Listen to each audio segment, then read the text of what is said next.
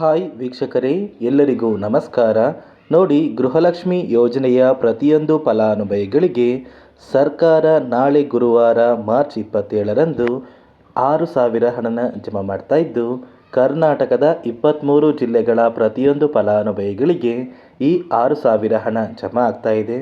ಮತ್ತು ಈ 6,000 ಹಣನ ನೀವು ಪಡ್ಕೋಬೇಕು ಅಂದರೆ 5 ಹೊಸ ನಿಯಮಗಳು ಕೂಡ ಜಾರಿಗೆ ಬಂದಿದೆ.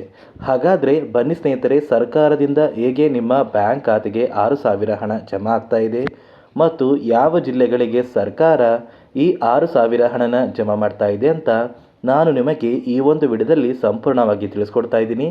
ಅದಕ್ಕಿಂತ ಮೊದಲು ನೋಡಿ ಸ್ನೇಹಿತರೆ, ನೀವೇನಾದ್ರೂ ಇನ್ನೂ ಕೂಡ ನನ್ನ ಚಾನಲ್ನ ಸಬ್ಸ್ಕ್ರೈಬ್ ಆಗಿಲ್ಲ ಅಂದರೆ ದಯವಿಟ್ಟು ಪ್ರತಿಯೊಬ್ಬರು ಚಾನಲ್ನ ಸಬ್ಸ್ಕ್ರೈಬ್ ಮಾಡ್ಕೊಳ್ಳಿ, ಹಾಗೆ ವಿಡಿಯೋಗೆ ಒಂದು ಲೈಕ್ನ ಕೊಡಿ. ಹೌದು ವೀಕ್ಷಕರೇ, ಗೃಹಲಕ್ಷ್ಮಿ ಯೋಜನೆಯ ಪ್ರತಿಯೊಂದು ಫಲಾನುಭವಿಗಳಿಗೆ ಸರ್ಕಾರ 6,000 ಹಣನ ಜಮಾ ಮಾಡ್ತಾ ಇದೆ.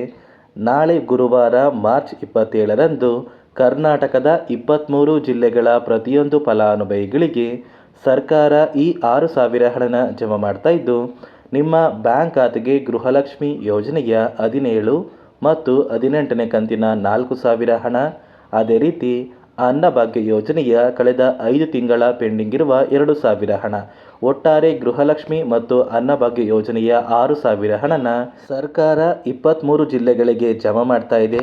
ಈ 23 ಜಿಲ್ಲೆಗಳ ಹೆಸರು ಏನು ಅಂತ ನಾನು ನಿಮಗೆ ತಿಳಿಸ್ಕೊಡ್ತಾ ಇದ್ದೀನಿ.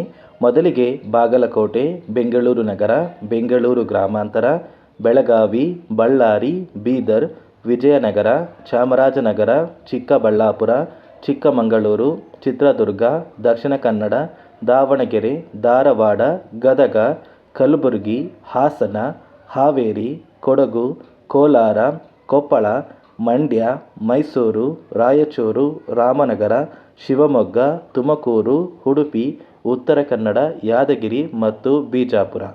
ಈ 23 ಜಿಲ್ಲೆಗಳ ಪ್ರತಿಯೊಂದು ಫಲಾನುಭವಿಗಳಿಗೆ ಸರ್ಕಾರ ಗೃಹಲಕ್ಷ್ಮಿ ಯೋಜನೆಯ 2 ಕಂತಿನ 4,000 ಹಣ, ಅದೇ ರೀತಿ ಅನ್ನಭಾಗ್ಯ ಯೋಜನೆಯ ಕಳೆದ 5 ತಿಂಗಳ ಪೆಂಡಿಂಗ್ ಇರುವಂತಹ 2,000 ಹಣ, ಒಟ್ಟಾರೆ 6,000 ಹಣನ ಪ್ರತಿಯೊಂದು ಫಲಾನುಭವಿಗಳಿಗೆ ಸರ್ಕಾರ ಜಮಾ ಮಾಡ್ತಾ ಇದೆ.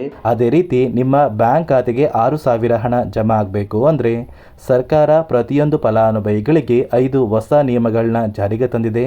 ಈ ನಿಯಮಗಳನ್ನ ಪಾಲಿಸಿದರೆ ಮಾತ್ರ ನಿಮ್ಮ ಬ್ಯಾಂಕ್ ಖಾತೆಗೆ 6,000 ಹಣ ಜಮಾ ಆಗೋದು.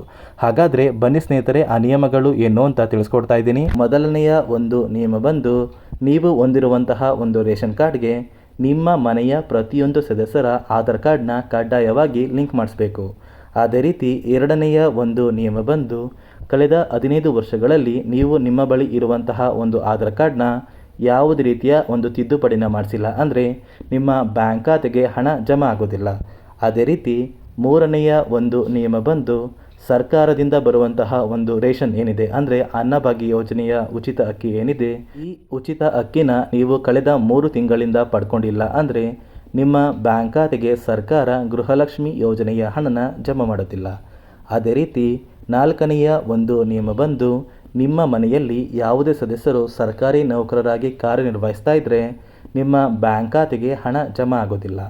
ಅದೇ ರೀತಿ ಐದನೆಯ ಒಂದು ನಿಯಮ ಬಂದು, ನಿಮ್ಮ ಕುಟುಂಬದ ವಾರ್ಷಿಕ ಆದಾಯ 7 ಲಕ್ಷಕ್ಕಿಂತ ಕಡಿಮೆ ಇರಬೇಕು. ಒಂದು ವೇಳೆ 7 ಲಕ್ಷಕ್ಕಿಂತ ಜಾಸ್ತಿ ಇದ್ದರೆ ನಿಮ್ಮ ಬ್ಯಾಂಕ್ ಖಾತೆಗೆ ಹಣ ಜಮಾ ಆಗೋದಿಲ್ಲ. ನಾಳೆ ಗುರುವಾರ ಮಾರ್ಚ್ 27ರಂದು ಕರ್ನಾಟಕದ 23 ಜಿಲ್ಲೆಗಳ ಪ್ರತಿಯೊಂದು ಫಲಾನುಭವಿಗಳಿಗೆ ಸರ್ಕಾರ ಗೃಹಲಕ್ಷ್ಮಿ ಮತ್ತು ಅನ್ನಭಾಗ್ಯ ಯೋಜನೆಯ 6,000 ಹಣನ ಜಮಾ ಮಾಡ್ತಾ ಇದೆ. ಇಲ್ಲಿಯವರೆಗೂ ನಿಮ್ಮ ಬ್ಯಾಂಕ್ ಖಾತೆಗೆ ಒಟ್ಟು 16 ಕಂತಿನ ಹಣನ ನೀವು ಪಡ್ಕೊಂಡಿದ್ರೆ ಆದಷ್ಟು ಬೇಗ ಕೆಲವೇ ದಿನಗಳಲ್ಲಿ ಪ್ರತಿಯೊಂದು ಫಲಾನುಭವಿಗಳು ಈ 6,000 ಹಣನ ನಿಮ್ಮ ಬ್ಯಾಂಕ್ ಖಾತೆಗೆ ಪಡ್ಕೋತೀರಾ ಅಂತ ಹೇಳ್ತಾ, ಇದಿಷ್ಟು ಗೃಹಲಕ್ಷ್ಮಿ ಮತ್ತು ಅನ್ನಭಾಗ್ಯ ಯೋಜನೆ ಕುರಿತು ಪ್ರತಿಯೊಂದು ಫಲಾನುಭವಿಗಳಿಗೆ ಸರ್ಕಾರದಿಂದ ಬಂದಿರುವಂತಹ ಒಂದು ಹೊಸ ಮಾಹಿತಿಯಾಗಿದೆ.